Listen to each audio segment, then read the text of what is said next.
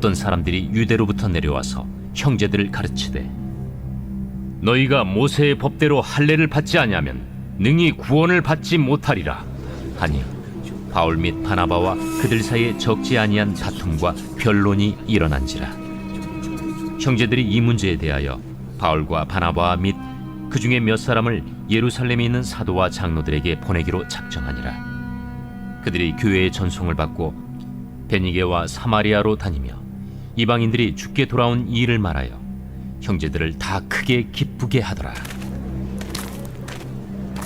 예루살렘에 이르러 교회와 사도와 장로들에게 영접을 받고 하나님이 자기들과 함께 계셔 행하신 모든 일을 말하며 바리새파 중에 어떤 믿는 사람들이 일어나 말하되 이방인에게 할례를 행하고 모세의 율법을 지키라 명하는 것이 마땅하다. 사도와 장로들이 이 일을 의논하러 모여 많은 변론이 있은 후에 베드로가 일어나 말하되 형제들아, 너희도 알거니와 하나님이 이방인들로 내 입에서 복음의 말씀을 들어 믿게 하시려고 오래전부터 너희 가운데서 나를 택하시고 또 마음을 하시는 하나님이 우리에게와 같이 그들에게도 성령을 주어 증언하시고 믿음으로 그들의 마음을 깨끗이 하사 그들이나 우리나 차별하지 아니하셨느니라. 그런데 지금 너희가 어찌하여 하나님을 시험하여 우리 조상과 우리도 능히 매지 못하던 멍에를 제자들의 목에 두려느냐? 그러나 우리는 그들이 우리와 동일하게 주 예수의 은혜로 구원받는 줄을 믿노라. 할렐루야. 무더운 여름에도 하루를 말씀으로 시작하시는 상당의 성도님들을 환영하고 축복합니다. 바울은 바나바와 함께했던 전도 여행을 마치고 다시 안디옥 교회로 돌아왔습니다. 그런데 안디옥에서 한 가지 일이 벌어집니다. 유대에서부터 온 이들이 모세의 법대로 할례를 받지 않으면 구원을 받지 못한다고 말했습니다. 안디옥 교회는 바울의 전도 여행을 계속해서 지원해 오던 이방인들의 교회입니다. 그런데 그들에게 할례 받지 않은 이방인들, 즉 바울과 바나바가 전도한 이방 지역의 회심자들은 구원받지 못한다고 말한 것입니다.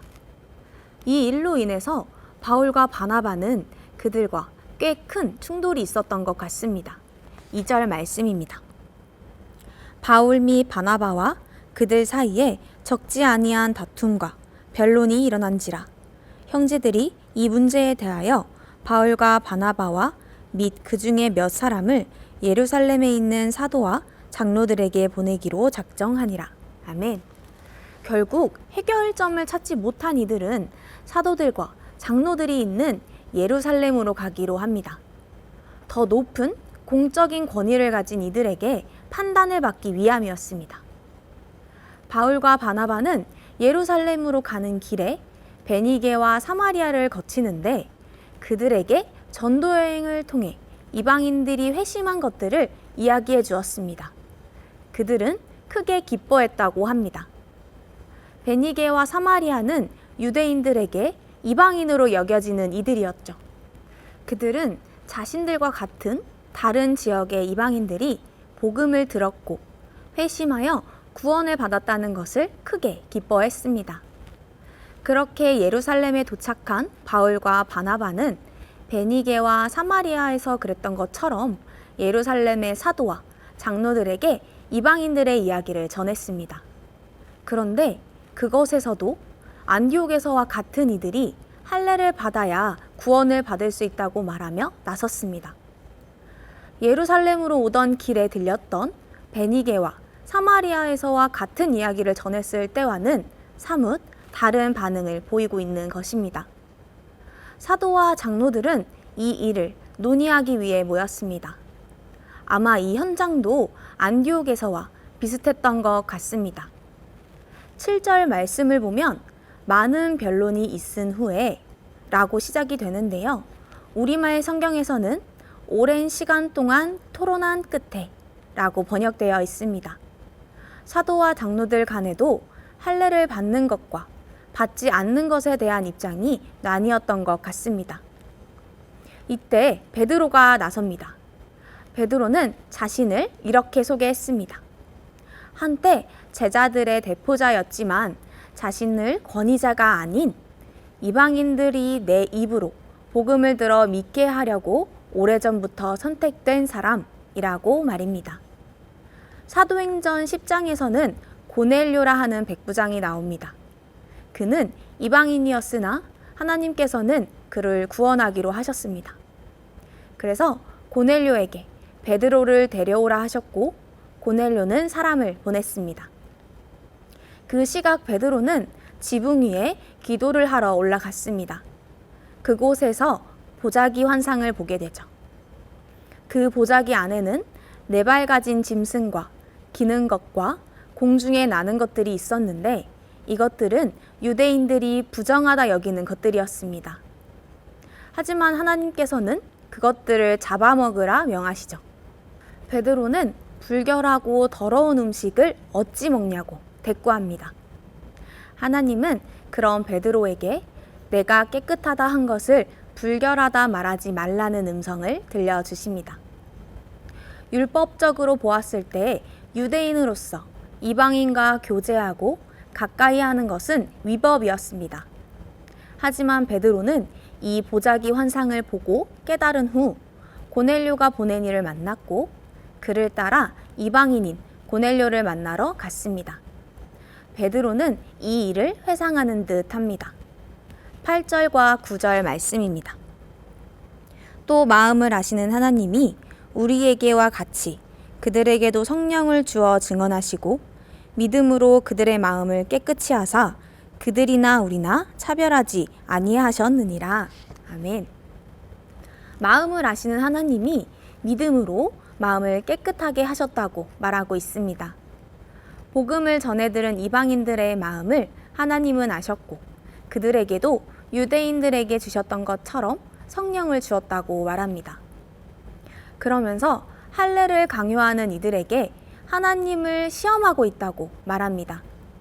하나님이 깨끗하다 하신 것을 여전히 부정하다 말하는 것은 하나님의 권위에 도전하는 것이기 때문이죠.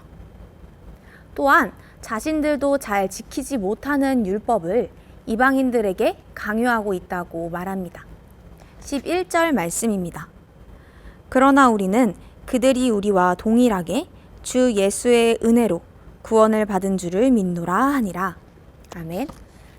할례를 받아야 구원을 받는다고 한다면 모든 율법을 마땅히 지켜야 구원을 받는다고 할 수 있습니다.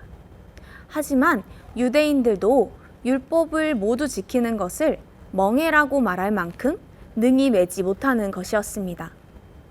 그러니 유대인들은 율법을 지켰기 때문에 구원을 받은 것이 아니라 주 예수의 은혜로 구원을 받은 것입니다. 그러니 이방인들도 마찬가지로 주 예수의 은혜로 구원을 받았고 그들에게도 성령이 임했다는 것을 베드로는 말하고 있는 것입니다. 우리는 오늘의 말씀을 통해 무엇을 알 수 있을까요? 우리가 전통이라고 여기는 것들이 어떤 역할을 하고 있는지 되돌아보아야 합니다.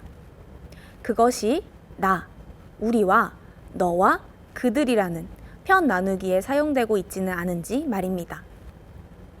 또 나의 생각, 나의 신념이 하나님보다 앞서고 있지 않은지 되돌아보아야 합니다. 하나님이 깨끗하다 명하신 것을 내가 부당하다 여기고 있지는 않은지, 혹은 하나님의 음성을 듣지 않고 외면하고 있는 것은 아닌지 말입니다. 또 한 가지는 베드로의 태도를 통해 알 수 있습니다. 쉽게 양보할 수 없는 큰 문제를 가지고 논쟁을 하는 중에도 베드로는 자신의 위치를 이용하지 않았고 계속해서 유대인을 우리라 표현하고 이방인을 그들이라 표현하며 상대편과의 유대감과 공감을 유지하며 상대방의 마음을 얻고자 했습니다. 우리가 누군가에게 복음을 전할 때 이 복음이 누가 봐도 명백히 옳은 것이라고 할지라도 우리는 어떠한 태도로 이야기하고 있는지 되돌아보아야 합니다. 그들의 생각과 행동을 바꿔놓아야 한다는 것이 먼저인지, 아니면 그들의 마음을 살펴 그것을 받아들이게 하고 바뀌는 것이 먼저인지 말입니다. 오늘의 말씀을 통해 각자에게 주신 마음을 가지고 오늘 하루도 주님 안에서 담대히 살아가시기를 축복합니다. 기도하겠습니다. 사랑이 많으신 하나님, 오늘 하루도 주님의 말씀으로 시작하게 하시니 감사합니다.